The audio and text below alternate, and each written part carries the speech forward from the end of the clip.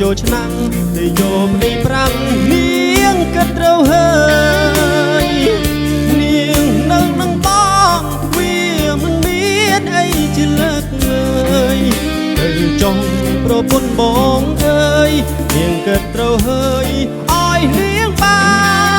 នជានាងនៅនឹងបងផឹកទេស្រាមិនជួយធ្វើអីស្រីណាទ្រវឹងលៀនណាទោសពថ្ងៃបើបានប្តីប្រាំងគេក៏មានតឡាអូយចាយទៅចុះនាងស្រីទៅយកដីថ្មីគប់បីអាឡៃបងអើយបានទៀតពីឆ្នាំกับនាងថែផ្ទះក៏មិនខ្ទង់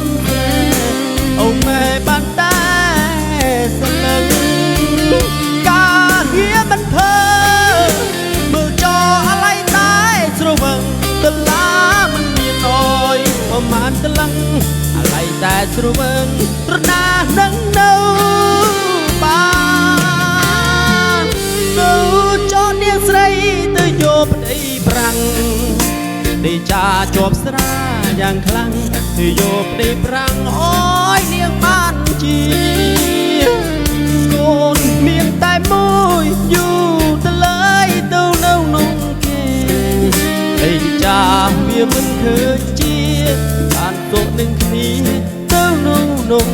ប្រាំង